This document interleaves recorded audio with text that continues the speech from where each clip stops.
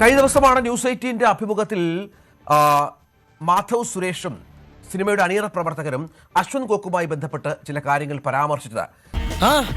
നമസ്കാരം സാർ. നീ എന്താ ഇവിടെ? രണ്ടെണ്ണം വീശാൻ ഇറങ്ങിയതാ. അപ്പോഴറിഞ്ഞ സാർ ഇവിടെ ഉണ്ടല്ലോ. ഇരിക്കാലോ. അതിനല്ലേ കസേരയിട്ടിരിക്കുന്നത്. എന്താണ് മാധവ് കേട്ടപ്പോ തോന്നിയത്? ഇല്ല, പ്രതികരണം ഞാൻ ഫുൾ വീഡിയോ കണ്ടിട്ടില്ല. എന്റെ അടുത്ത് പലരും പറഞ്ഞാണ് അറിയുന്നുള്ളത്. ഞാൻ ശരിക്കും പറഞ്ഞാൽ അത് അഡ്രസ് ചെയ്യാൻ വേണ്ടി അല്ല വന്നത്. ഇത് മനഃപൂർവ്വം കരുതിക്കുട്ടി എന്നെ കരിവാരി തേക്കാനുള്ള ശ്രമമാണ് സർ. അയ്യോ, പച്ചവെള്ളം ചവച്ചു കുടിക്കണ പഞ്ചപാവം. അങ്ങോട്ട് ഇറങ്ങിയില്ലടേ. With facts and proof.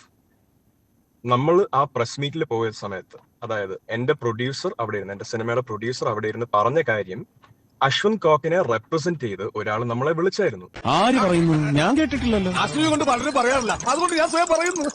എടാ, നീ എന്തിനാണ് റോട്ടിൽ കൂടെ പോണ എണിയൊക്കെ പിടിക്കണത്? പറഞ്ഞ കാര്യം എന്താന്ന് വെച്ചാൽ, അശ്വന്ത് കോക്ക് 1 ലക്ഷം രൂപ അയാൾക്ക് കൊടുത്തു കഴിഞ്ഞാൽ ആള് നെഗറ്റീവ് റിവ്യൂ ഇടൂല, നിങ്ങൾ ആലോചിച്ച് കാര്യം പറയുക. നമ്മൾ വീണ്ടും പറയുക, അശ്വന്ത് കോക്ക് അല്ല വിളിച്ചത്, നമ്മൾ അങ്ങനെ പറഞ്ഞിട്ടുമില്ല. നീ എന്നെ കൂടുതൽ മണ്ടനാക്കാടാ. ഈ കള്ളം പറയുന്നതിനും പ്രവർത്തിക്കുന്നതിനൊക്കെ ഒരു ടെക്നിക്ക് വേണം. ശരി സാർ, അതാദ്യം പഠിക്കണം നീ കേട്ടാ.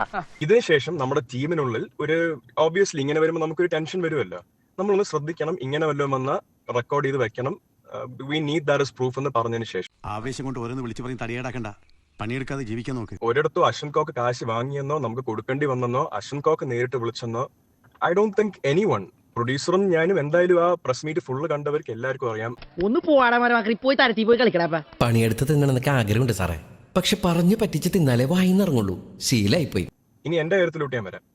ഞാൻ അവിടെ ഇരുന്നാണ് മനസ്സിലാക്കുന്നത് ഇങ്ങനെ ഒരു കാര്യം സംഭവിച്ചിട്ടുണ്ടെന്ന് പോലും. എന്റെ അടുത്ത് അതെന്റെ ടീമിന്റെ ഭാഗത്തുനിന്ന് ഒരു കോൺവെർസേഷനായി വന്നിട്ടില്ല. ആ എന്നെയും എന്റെ അച്ഛന്റെ പേര് ചേർത്തുമാണ് അഗൈൻ എടുത്തു പറയുക. അദ്ദേഹം എന്റെ അച്ഛനെയും ചേട്ടനെയും പറ്റി ഒരുപാട് നല്ലത് അതിൽ പറഞ്ഞിട്ടുണ്ടായിരുന്നു.